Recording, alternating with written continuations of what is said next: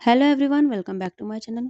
आज हम CTET SST paper 2 ancient history के नोट्स को कवर करने वाले हैं। ठीक है, जो कि हमारा चैप्टर 7 है। ठीक है, अशोका से रिलेटेड है। तो इसमें हम मेन पॉइंट्स को जानेंगे क्योंकि एग्जाम में बहुत कम टाइम बचा है। ठीक है, ये चैप्टर अशोक से रिलेटेड है। अशोक कौन से वंश के थे? मौर्य वंश के थे। ठीक है, मौर्य वंश के संस्थापक कौन थे? चंद्रगुप्त। ठीक है, चंद्रगुप्त के बाद बिंबिसार और उसके बाद अशोक। अशोक तीसरे नंबर के हैं। ठीक है, अशोक स्तंभ है ना, इसकी स्थापना कहाँ पे है? सारनाथ में। ठीक है, सारनाथ में अशोक स्तंभ की स्थापना हुई है। ठीक है, शेरों वाला स्तंभ हमारे सिक्कों पे बना होता है ना, हमारा नेशनल सिंबल अशोक स्तंभ। ठीक है, अब इम्पोर्टेंट टॉपिक क्या पूछे जाते हैं सीटेट में?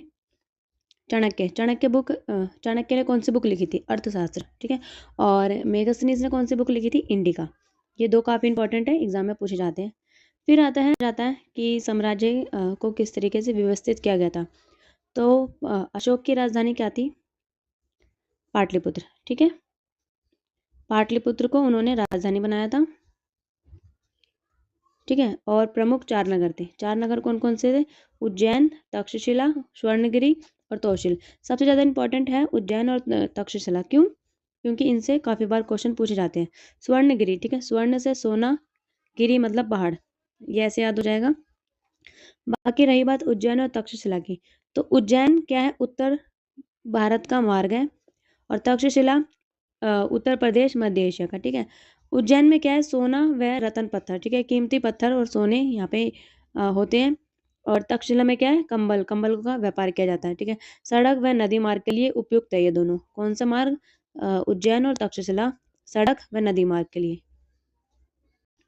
फिर हमारा टॉपिक आता है विहार। ठीक है, विहार का मतलब क्या होता है? जहाँ रहने की जगह। ठीक है, वर्षा ऋतु में रहने की जगह और शरण स्थल को विहार कहा जाता है। शरण स्थल यानी जैसे कि हम किसी जगह पे बाहर, जैसे आश्रम वगैरह होते हैं ना, रहते लोग। ठीक है, उस तरीके से है विहार।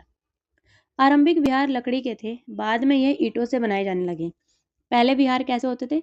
लकड़ी के थे, बाद में इनको ईंटों या पत्थर से बनाया जाने लगा। अब ये विहार कितने तरह के होते हैं? ठीक है, ये विहार जैसे कि पहले कितने तरह के विहार होते थे?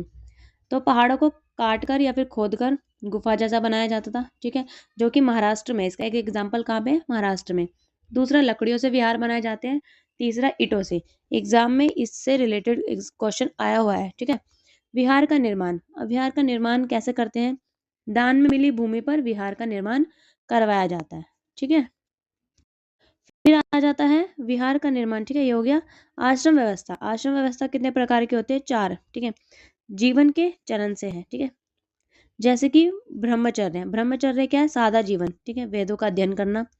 गृहस्थ क्या है? विवाह के बाद गृहस्थ जीवन वन में निकालना। ठीक है, वानप्रस्थ, इसमें क्या है? जंगल में रह के साधना करना। और सन्यास क्या है? सन्यासी के रूप में। ठीक है, ये अलग अलग तरह के आश्रम व्यवस्था है। फिर हमारा इंपॉर्टेंट टॉपिक आता है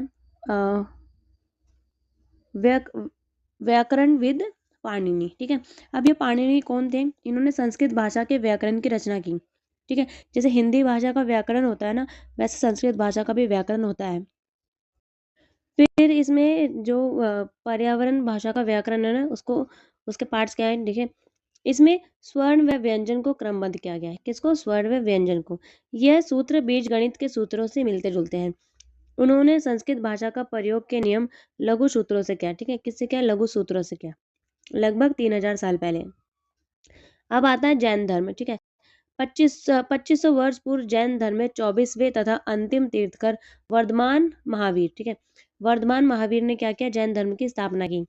कब? 2500 साल पहले। ठीक है, ये एग्जाम में पूछा जाता है कब, तो 2500 साल पहले।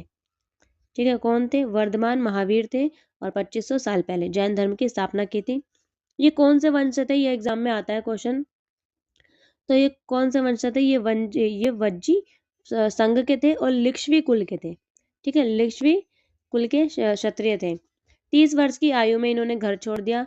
12 वर्ष की कठिन तपस्या के बाद ज्ञान प्राप्त किया। ठीक है, इन्होंने जो अपनी शिक्षा थी ना, वो प्राकृतिक भाषा में की थी। ठीक है, इनकी शिक्षा किस में थी? प्राकृतिक भाषा में। फिर आता है इंपॉर्टेंट क्वेश्चन। ठीक है, ये टेबल आप याद कर लो। ठीक है, भारतीय दर्शन की पद्धति, यानी कौन से भारतीय दर्शन किस ऋषि द्वारा दिए गए? जैसे कि वैष्णिक किसने दिया है? ऋषि कनद ने। न्याय गौतम ने। सांख्य कापिल ने। और योग पतंजलि ने। पूर्व मीमांसा जैमिनी ने। और वेदांत में उत्तर मीमांसा व्यास ने। ठीक है, इसको याद कर लो, इंपॉर्टेंट टॉपिक है, इसमें मैचिंग में क्वेश्चंस आ जाते हैं। आज की हमारी वीडियो यहीं ख़त्म होती है और आपको ये सारे पॉइंट्स इंपॉर्टेंट पॉइंट याद हो जाए इसलिए इन्हीं सभी क्वेश्चंस के आंसर कमेंट में ज़रूर बताइए। ठीक है, तो मौर्य वंश की स्थापना किसने की थी? जैन धर्म के स्थापक 24वें तीर्थकर कौन थे? संस्कृत व्याकरण की रचना किसने की? पतंजलि दर्शन के रचयिता कौन थे? और अर्थशास्त्र नामक पुस्तक की रचना किसने की? ठीक है, तो इन्हीं सब के आंसर यदि आपको पता है तो आप कमेंट बॉक्स में बता सकते हैं। और अगर आपको वीडियो अच्छी लगती है तो प्लीज़ कमेंट करके ज़रूर बताइए, क्योंकि जब तक आप कमेंट नहीं करोगे मुझे पता नहीं चलेगा कि आपको कौन से टॉपिक या कौन सब्जेक्ट की वीडियो चाहिए। ठीक है, तो प्लीज़ वीडियो पे कमेंट ज़रूर कीजिए। आपको वीडियो कैसी लगी, ठीक है, ये भी बताइए। Thank you everyone for watching.